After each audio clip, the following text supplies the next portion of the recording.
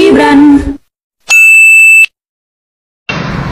Mulai dari bocah kecil, anak TK, anak remaja, dewasa, sampai kakek nenek, semuanya pilih Prabowo Gibran. Kalian pendukung paslon 3, paslon 1 nggak percaya? Survei deh ke tempat kalian masing-masing ya. Seandainya saja anak-anak bocah TK, SD bisa ikut dalam pemilihan, anak bocah TK, SD, SMP, sama SMA yang belum 17 tahun, seandainya bisa ya, seandainya nih, udah deh ya, 80% rakyat Indonesia udah pilih Prabowo Gibran.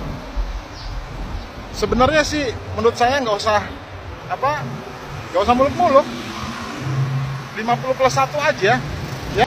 Prabowo Subianto surveinya 50,7%. Pendukung Pak Ganjar dan pendukung Anies menolak fakta survei itu.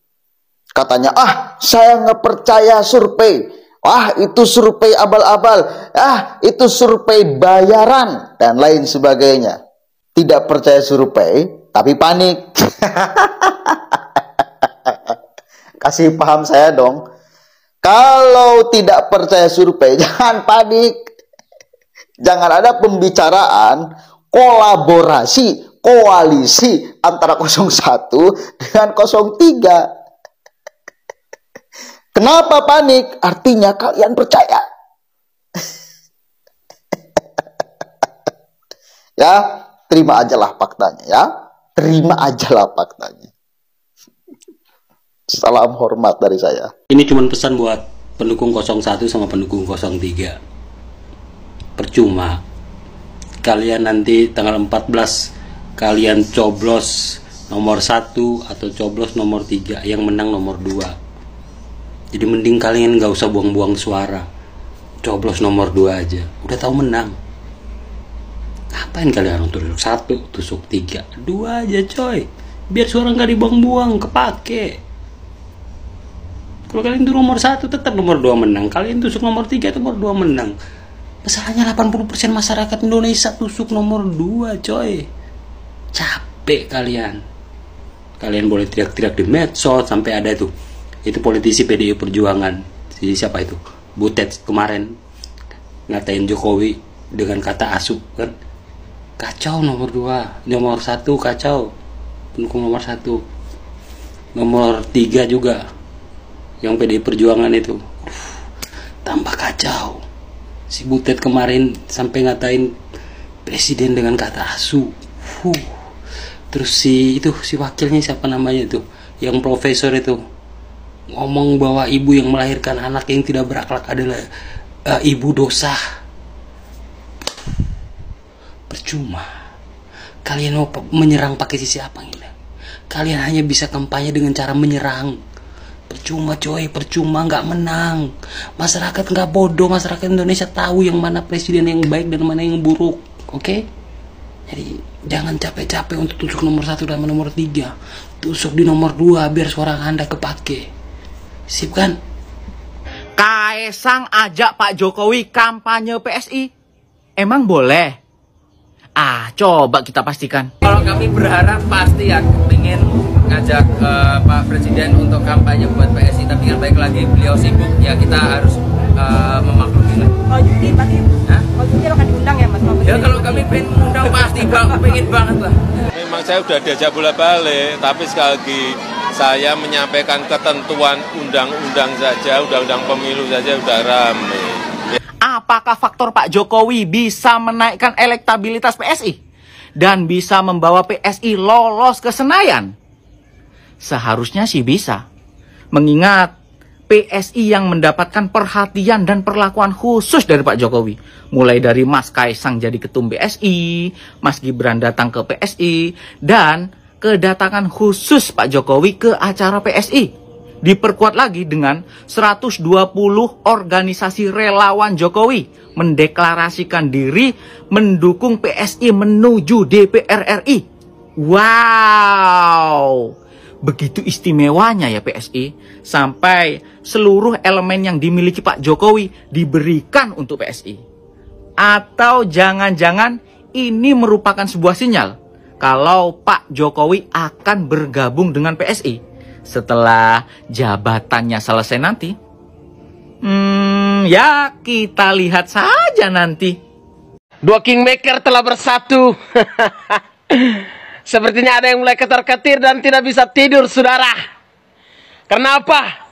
Karena 02 terlalu keras. Ya. Lalu apakah kita takut? Oh, tentu tidak, saudara. Karena elit politik yang berkoalisi, tapi rakyat yang menentukan. Dan rakyat tahu mana yang pantas untuk duduk sebagai RI 1, saudara. 02, oke, gas. Jangan, PSI emang sengaja disiapin Pak Jokowi dari awal supaya terbebas dari. Jujur, awal mulai muncul partai PSI, aku tuh bertanya-tanya, kok ini partai kayaknya nggak ada tokohnya ya. Terus viral banget kan video tahun kemarin tuh, ada video Pak Jokowi dengan mawar kecilnya. Nah setelah aku baca-baca, katanya itu diibaratkan partai PSI yang Bapak Jokowi rawat dari kecil. Kayak wow, kalau sampai bener Pak Jokowi adalah orang yang dibalik partai PSI, gue langsung mikir bener ya, jadi orang itu harus berplanning dan berpikir jangka panjang. Ditambah profil diri beliau pun bagus banget. Pak Jokowi itu punya ketertarikan sendiri di masyarakat.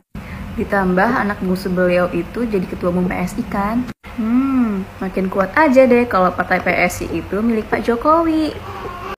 Ketika Marwar Sirait keluar dari PDIP, tentu saja ini seharusnya menjadi pembelajaran buat kita semua dan membuat kita jadi berpikir ulang. Kok bisa ya orang dalam?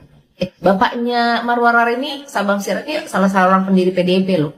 Jadi dia benar-benar orang dalam banget lah. Ya, orang dalam PDIP sendiri yang tahu rahasianya PDIP itu keluar dan memutuskan untuk enggak, saya mau ikut Jokowi aja. Kita tahu semua Jokowi itu tanpa pun dia harus ngomong, kita ngerti lah arahnya dia itu mendukung Prabowo Gibran kan. Nah levelan dia yang orang dalam aja berani mengambil keputusan untuk keluar. Nah lu yang cuma seorang simpatisan yang nggak ngerti apa-apa, cuma penonton dari luar yang hanya dengar-dengar kayaknya ini bagus nih, hanya dengar-dengaran doang, tapi nggak tahu plan ke depannya itu apa. Tetap mau sok-sokan pilih 03. Lu tuh cuma simpatisan. Yang ngerti banget tuh planning ke depan adalah orang dalamnya ya. Jadi kalian please lah ya, mulai berpikir mana sih presiden yang benar, supaya apa? Supaya kalau bisa kita sekali putaran cukup. Karena kalau 2 kali putaran, ini D-nya gede banget gitu loh. 17 triliun loh, hanya untuk putaran kedua.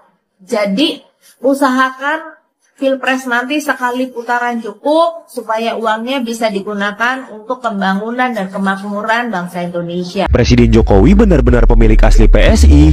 Masa sih kalau ada plot twist yang paling gila menuju pemilu 2024, PSI jadi pemenangnya? Setelah beberapa kejutan yang sudah dibuat, publik bertanya-tanya, siapa sih orang di belakang PSI? Baru-baru ini viral sebuah video yang berjudul Pak Tani dan Mawar Kecil yang menceritakan tentang seorang petani yang selalu merawat bunga mawar. Publik mengasumsikan bahwa sosok Pak Tani tersebut adalah Pak D. Jokowi, dan tentu bunga mawar yang merupakan logo dari PSI. Namun, apakah benar video tersebut memberi pesan tersirat bahwa Pak D. Jokowi pemilik asli PSI? PSI lahir tahun 2014, di mana saat itu Pak D. Jokowi terpilih menjadi presiden di periode pertamanya. Dalam beberapa tahun ini, PSI merupakan partai yang selalu tegak lurus terhadap Pak D. Jokowi. Bahkan mereka mengusung slogan Jokowisme. Partai yang bahkan belum masuk ke parlemen itu selalu jor-joran dalam mempromosikan gagasannya. Apa mungkin kalau partai biasa bikin anak muda bisa sejor-joran itu? Bahkan Giring sendiri yang bilang kalau dirinya siap mengembalikan PSI ke pemilik aslinya, di mana Kaesang yang merupakan putra dari Pak D. Jokowi terpilih menjadi ketua umum PSI. Mungkin juga ada pesan tersirat dari penunjukan Mas Kaesang, di mana dia akan melanjutkan apa yang sudah ditanam Pak Tani sejak awal. Jadi apa mungkin ini strategi dari Pak D di akhir masa jabatannya? Atau mungkin ini saatnya PSI menuai hasil dari 10 tahun masa perawatan? Gimana menurut kamu?